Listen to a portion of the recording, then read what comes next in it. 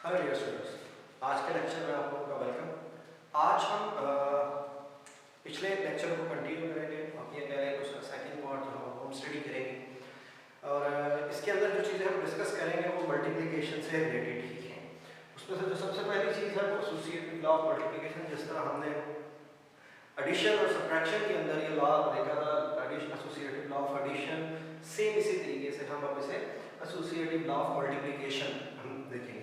उसके बाद distributive law of multiplication और एडिशन एंड सब्ट्रैक्शन से उसमें ये डिस्ट्रीब्यूटिव लॉ था, लेकिन वो सिर्फ एडिशन और सब्ट्रैक्शन के हवाले से था। लेकिन इसमें मल्टीप्लिकेशन जो है वो एडिशन और सब्ट्रैक्शन के अकॉर्डिंग हम देखेंगे। 8th क्लास के अंदर भी ये लॉ है, आपने इसे देखा होगा, डिस्ट्रीब्यूटिव लॉ मैट्रिक्स की फॉर्म के अंदर।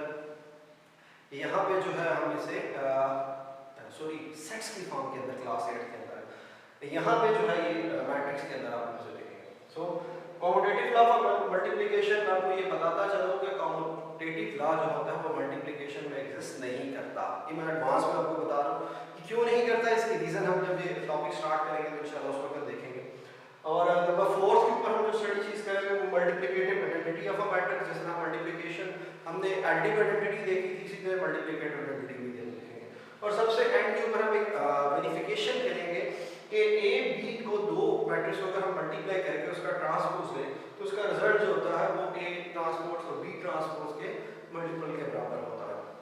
सो आज का lecture little bit may be lengthy हो थोड़ा सा, सो बी पेशेंट, थोड़ा सा अपने आप पे काबू रखिएगा और आराम से बैठ के लेक्चर सुनिएगा। कॉपी और पेन जो है वो अपने पास रखना मत भूलिएगा। सो सबसे पहली जो चीज़ हम स्टार्ट करेंगे वो है associative law of multiplication. Associative law of multiplication के अंदर आमतौर पर 3 मैट्रिक्स है। एडिशन के अंदर भी हमने देखा था कि वो एसोसिएट जो है, एसोसिएशन होती है, हम उसे चेंज करते हैं। सिंपल वर्ड में अगर कहा जाए कि फॉर एग्जांपल 3 वैल्यू है हमारे पास। First value for example 2 multiply by 3 multiply by 5 is equal to 2 multiply by 3 multiply by 5।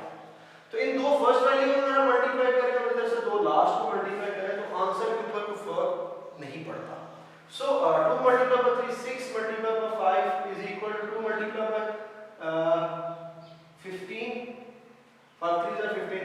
6 5s are 30 is equal to 2 5s are 2 15s are 30. So multiplication के अंदर अगर दो पहले वैल्यू को मल्टीप्लाई करें या बाद में करें तो उससे क्वेश्चन के ऊपर कोई फर्क नहीं पड़ता।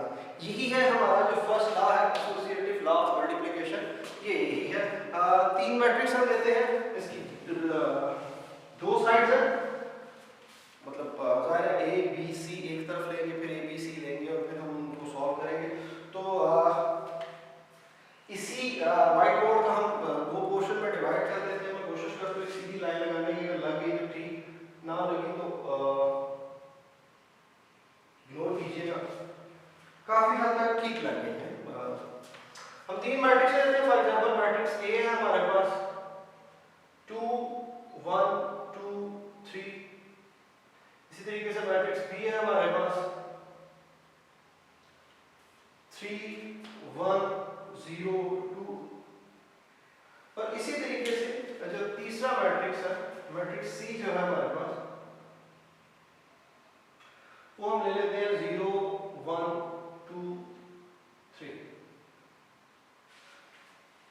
मैंने अभी तक कोई माइनस का साइन नहीं लिया, सिर्फ इसलिए नहीं लिया ताकि आप इसकी प्रैक्टिस करें।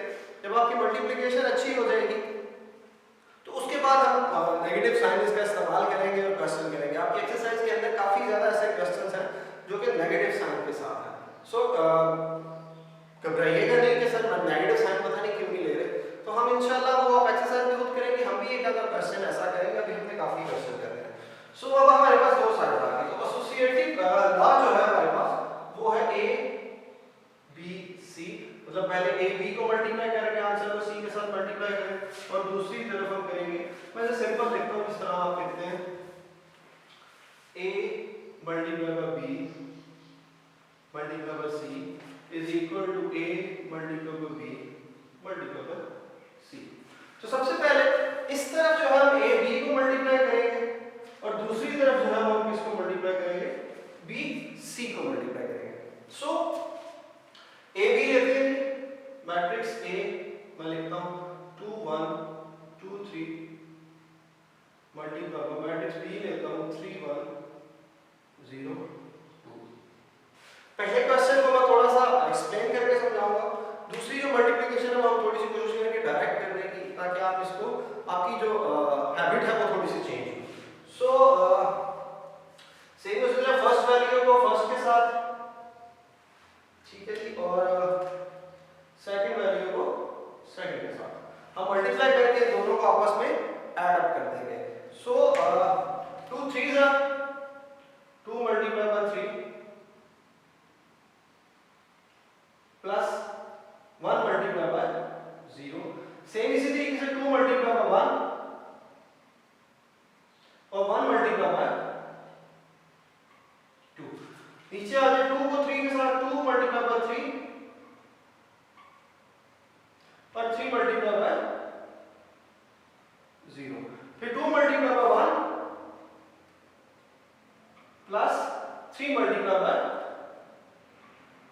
2। फर्स्ट वैल्यू को फर्स्ट के साथ, सेकंड को सेकंड, फिर फर्स्ट को फर्स्ट के साथ, सेकंड को सेकंड, फिर 2 को मतलब सेकंड रो को फर्स्ट कॉलम के साथ, फिर सेकंड रो की सेकंड वैल्यू को सेकंड कॉलम के साथ, सेकंड वैल्यू के साथ, फिर सेकंड रो को 2 और 3 इसको हम मल्टीप्लाई कर रहे हैं।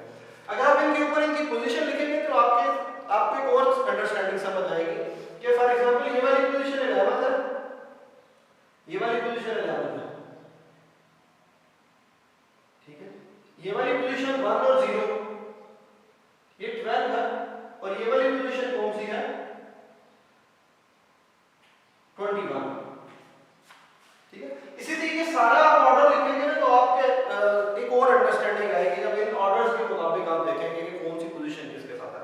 मैं उस डिटेल में नहीं जाता ताकि हम अपने क्वेश्चन से ना हट जाए। अच्छा, अब हम इनको ऐड अप कर लेते हैं सिंपल।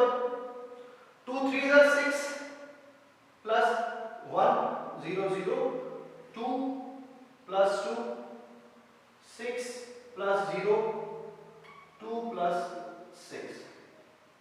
तो ये वैल्यू हमारे पास बनेगी 6 4 6 और 8। ये हमारे पास आ गया a मल्टीप्लाई बाय b। अब हम इसे c के साथ मल्टीप्लाई कर देंगे। c की वैल्यू हमारे पास क्या है 0 1 2 3। अब हमारे पास थोड़ी सी यहाँ पे स्पेस भी कम है तो मैं कोशिश करता हूँ कि क्वेश्चन को डायरेक्ट करने की। मैं थोड़ा सा ध्यान रखिएगा, मैं बोलता जाऊंगा, आप उसे नोट कर लें, बाद में आप जो है इसको वेरीफाई कर सकते हैं कि मैंने ठीक किया कि गलत किया, ठीक है जी। तो फर्स्ट वैल्यू 6 0 0 4 2 8, तो 0 प्लस 8 6 1 6 4 3 12 6 0 0 8 2 16 6 1 6 और 8 3 24। सो आंसर हमारे पास जो आया वो आया 8 6 और 12 18 16 और 30। सो ये इसकी एक साइड जो है ये बनेगी। सेम इसी तरीके से अगर हम दूसरी साइड करें, b और c को पहले मल्टीप्लाई करें, तो b और c को मैं लिखता हूं 3 1 0 2 multiply bye 0 1 2 3। Right multiply 3 0 are 0 plus 1 2 are 2 3 1 are 3 1 3 are 3 0 0 are 0 plus 2 2 are 4 0 1 are 0 plus 2 3 are 6। So 2 6 4 और 6, ये हमारे पास आ गया b मल्टीप्लाई बाय c। अब हमने इसे a के साथ मल्टीप्लाई करना है। अब जो a है वो अब यहाँ पे अक्सर जो मिस्टेक होती है वो ये होती है कि a आप इसे बाद में मल्टीप्लाई कर देते हैं। बाद में मल्टीप्लाई करने के क्या साइड इफेक्ट है वो मैं भी थोड़ी देर बाद में आपको बताऊंगा जब हम कॉम्पिटिटिव लॉ को डिस्कस करेंगे। यहाँ पे जो आपकी तरतीब है a पहले है b c बाद में है, तो अब a को पहले लेके आएंगे b c बाद में। तो a आपके पास क्या है जी 2 1 2 3 2 1 2 3 मल्टीप्लाई BC की वैल्यू क्या है आपके पास 2 6 4 6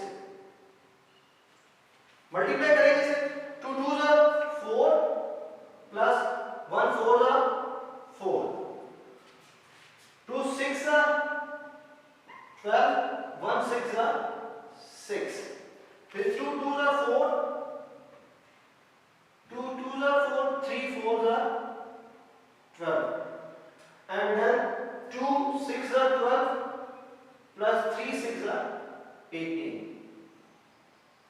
so 8 plus 8 12 और 6 18 16 और 12 और 8 13 तो ये आप ये देखें दोनों साइड जो है वो आपकी इक्वल है first 8 second 8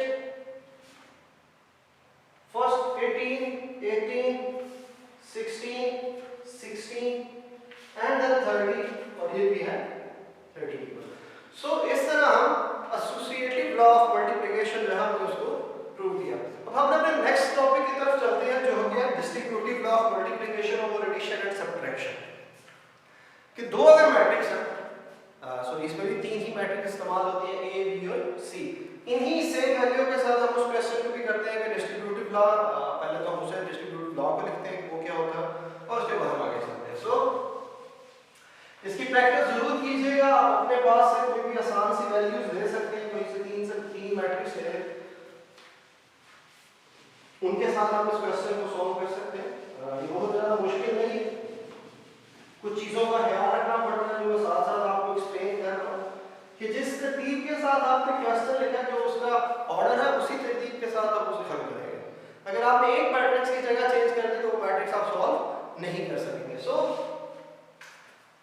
distributive law of addition ये दो है एडिशन एंड सब्ट्रैक्शन मैं एडिशन करूंगा सब्ट्रैक्शन आप खुद करेंगे एक्सरसाइज के अंदर भी उसका क्वेश्चन है वो वहां से भी आप कर सकते हैं वैसे आप जनरल प्रैक्टिस करना चाहें तो वैसे भी कर सकते हैं सो a into b plus c is equal to है ab plus ac मतलब जिस तरह अलजेब्रा के अंदर आप x है आपके पास तो x into y plus z है तो आप इसे xy plus xc लिख देते हैं ठीक है जी तो ये वाली साइड इस साइड की इक्वल है सेम इसी तरह ये डिस्ट्रीब्यूशन होती है बेसिकली हम वैल्यूज को डिस्ट्रीब्यूट करते हैं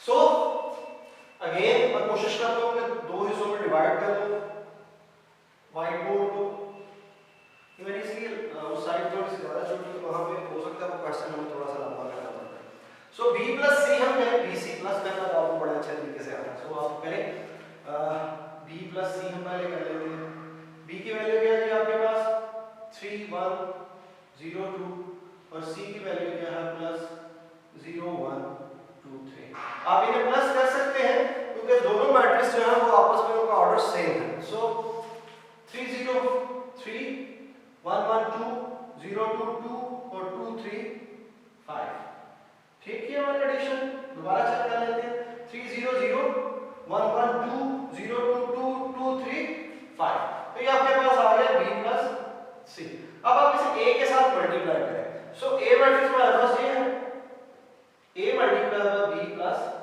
c तो मैं a मैट्रिक्स लिखता हूं पहले जी 2 1 2 3 multiply by 3 2 2 5 so first row को फर्स्ट कॉलम के साथ मल्टीप्लाई करेंगे दोनों जो आंसर है वो आपस में ऐड कर देंगे सो 2 को मल्टीप्लाई करेंगे हम किसके साथ 3 के साथ 2 3 जा 6 प्लस 1 को मल्टीप्लाई करेंगे हम 2 के साथ 1 2 जा 2 फिर 2 को मल्टीप्लाई करेंगे इस 2 के साथ 2 2 जा 4 फिर इस 1 को मल्टीप्लाई करेंगे इस 5 के साथ तो 1 5 जा 5 अगेन इसी तरीके से इस 2 को पहले 3 के साथ मल्टीप्लाई करेंगे 2 3 जा 6 प्लस 3 ये 2 के साथ मल्टीप्लाई होगा 3 2 जा 6 2 2 जा 4 प्लस 3 5 जा 15 so 6 2 8 4 5 9 6 6 12 4 और 15 को ऐड करें तो हमारे पास आंसर आता है 19 so ये आपके पास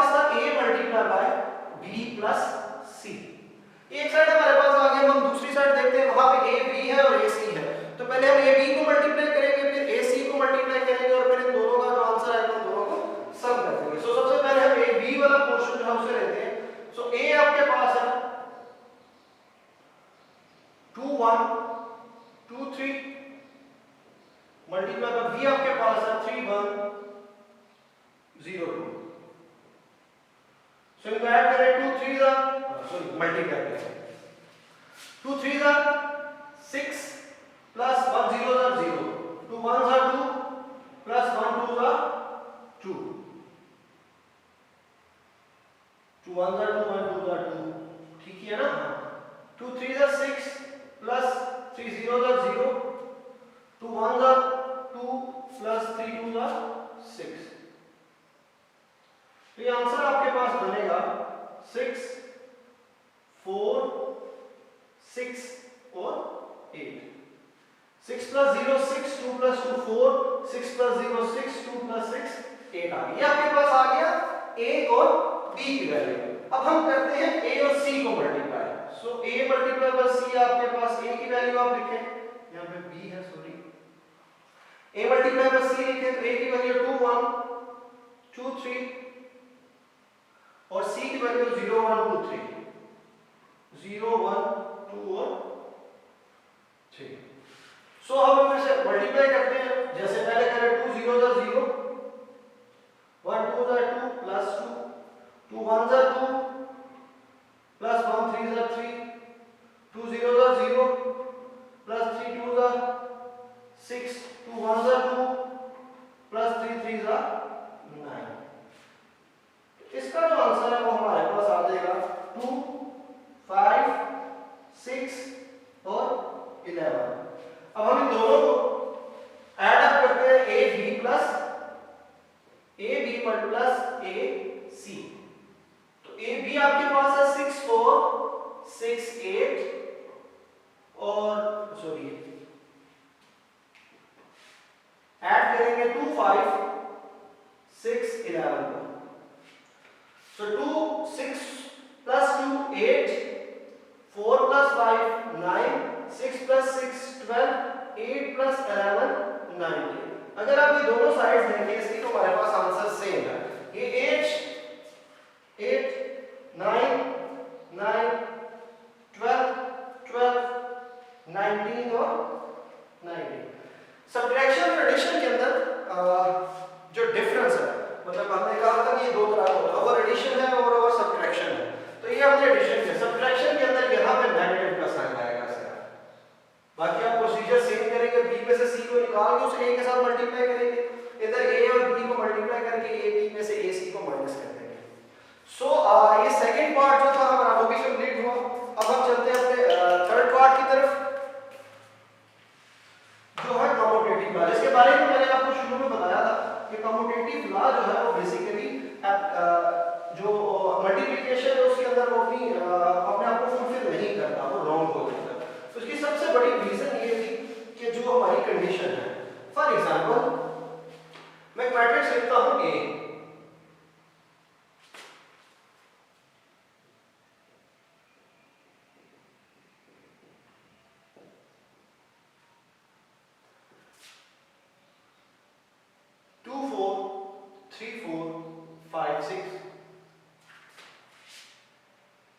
एक मैट्रिक्स लिखता हूं B 2 4 4 6।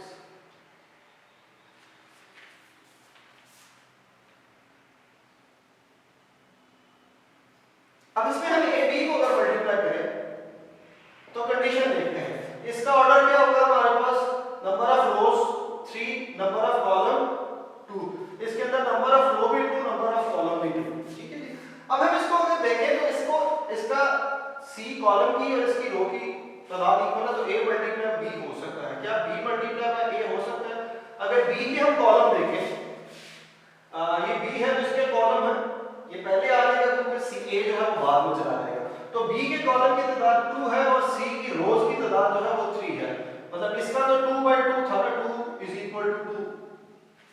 तो ये पॉसिबल था A मल्टीप्लाई बाय B। अगर B मल्टीप्लाई बाय A देखें, मैं अलग-अलग करके लिखता हूं, B multiply by A, B को पहले लिखते हैं 2 4 4 6 और A को बाद में लिखते हैं। 2 4 3 4 5 6। तो इसके नंबर ऑफ ऑर्डर क्या होगा 2 बाई 2, इसका ऑर्डर क्या होगा 3 बाई 2। तो इसके नंबर ऑफ कॉलम की तादाद 2 है और इसकी नंबर ऑफ रोज की तादाद 3 है, ये आपस में इक्वल नहीं है। सो बी इज नॉट बी और ए जो है ये मल्टीप्लाई नहीं हो सकते, लेकिन ए और बी आपस में मल्टीप्लाई हो सकते हैं। तो कम्यूटेटिव लॉ जो है basically a multiply by b is equal to b multiply by a, ये मैट्रिक्स के अंदर जो है वो फुलफिल नहीं होता, एप्लीकेबल नहीं है। सो कम्यूटेटिव लॉ ऑफ मल्टीप्लिकेशन जो है वो एप्लीकेबल नहीं है। हम पेपर में अगर ये क्वेश्चन आ भी जाए तो आप लिखेंगे इट्स नॉट पॉसिबल। सो आगे हम चलते हैं multiplicative identity of a matrix. तो इस टॉपिक के अंदर जो चीज हम डिस्कस करेंगे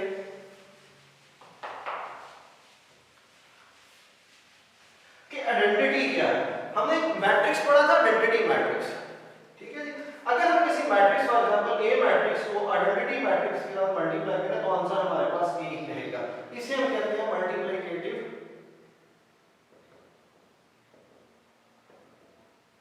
आइडेंटिटी ऑफ अ मैट्रिक्स। मतलब किसी भी मैट्रिक्स को अगर आइडेंटिटी मैट्रिक्स के साथ मल्टीप्लाई किया जाए तो आंसर वही रहता है। हम चेक कर लेते हैं, फॉर एग्जांपल हमारे पास एक मैट्रिक्स है 2 1 1 2, हम इसे मल्टीप्लाई करते हैं आइडेंटिटी मैट्रिक्स 1 0 0 1 के साथ। 2 1 are 2 plus 1 0 are 0, 2 0 are 0 plus 1 1 are 1 1 1 are 1 plus 2 0 are 0, 1 0 are 0 plus 2 1 are 2। तो इसका आंसर आपके पास जो आएगा वो आएगा 2 1 1 2। तो ये वही मैट्रिक्स है जो आपने पहले लिया था। अगर आपने इसका नाम P रखा हुआ है तो ये मैट्रिक्स P ही रहेगा। तो किसी भी मैट्रिक्स को अगर आइडेंटिटी मैट्रिक्स के साथ मल्टीप्लाई करें तो आंसर वही रहता है जो वो मैट्रिक्स पहले होता है। मतलब एक मैट्रिक्स की अगर आपने आइडेंटिटी देखी, जैसे 2 को 1 के साथ मल्टीप्लाई करें तो आंसर हमेशा 2 ही रहेगा। 3 को 1 के साथ करें, किसी भी वैल्यू को 1 के साथ मल्टीप्लाई करें तो आंसर वही रहेगा। शुरू में जब हम मैट्रिक्स की डेफिनेशन पढ़ रहे थे तो वहां मैंने आपको बताया था कि जो आइडेंटिटी मैट्रिक्स है वो मैट्रिक्स की काउंटिंग के अंदर उसे हम 1 कंसीडर करते हैं। सो identity matrix multiplicative identity of a matrix ये है कि अगर हम किसी भी मैट्रिक्स को आइडेंटिटी मैट्रिक्स का मल्टीप्लाई करें तो आंसर हमेशा ए ही रहता है। या आइडेंटिटी मैट्रिक्स को किसी भी मैट्रिक्स का मल्टीप्लाई करें तो फिर भी वही मैट्रिक्स रहता है। कंडीशंस आपने फुलफिल करनी है। सबसे पहले जब भी हम दो मैट्रिक्स को मल्टीप्लाई करें तो सबसे पहले देख लेंगे कि इसके पहले मैट्रिक्स के कॉलम्स की तादाद सेकंड मैट्रिक्स की रो की तादाद के इक्वल है या नहीं है। अब हम चलते हैं अपने आखिरी टॉपिक की तरफ जो है verification of A B T multiply by is equal to A T B T. तो एक क्वेश्चन है बेसिकली जो आप करेंगे बाद तो मैं भी कर देता हूं आपके लिए। सो मैट्रिक्स में अपने पास से ले लो। सो ए मैट्रिक्स है आपके पास, अब मैं माइनस का साइन दूंगा, -1 2 3 5 और बी मैट्रिक्स है आपके पास 2 -3 4 और 5। ये बी मैट्रिक्स आपका ना, ठीक है। तो हमने प्रूव क्या करना है, A B T is equal to A T sorry B T A T. Condition पहले ये फुलफिल होगी कि दोनों मैट्रिक्स आपस में मल्टीप्लाई, मतलब ए बी और बी आपस में मल्टीप्लाई हो सकते हैं या नहीं हो सकते, और उसमें कंडीशन ये है कि उनकी जो ऑर्डर है वो सेम होना चाहिए। सो उसके अकॉर्डिंग हम चल रहे हैं, हम स्क्वायर मैट्रिक्स दोनों ले रहे हैं इसलिए कि हमें इस तरह के किसी मसले से दो चार हो। सो इसका सबसे पहले ए और बी हम मल्टीप्लाई फाइंड करते हैं। तो -1 को अगेन टू साइड्स में कर लेते हैं ताकि एक साइड इस तरफ कर लें। a इज इक्वल टू -1 2 3 5 और b जो है आपके पास वो है 2 -3 4 and 5। So -1 2 are -2 2 4s are 8 plus 8 -1 -3 plus 3 plus 2 5s are 10 3 2s are 6 plus 5 4s are 20 3 3s are -9 plus 5 5s are 25। सो इसका आंसर 6, इसका आंसर 13, 8 में से -2 6 आता है, इसका आंसर 26 और इसका आंसर आ जाएगा आपके पास 16। अब इसका ट्रांसपोज ले लें, मतलब रोज को आप क्या करते हैं कॉलम में कन्वर्ट करते हैं। तो इसका t बन जाएगा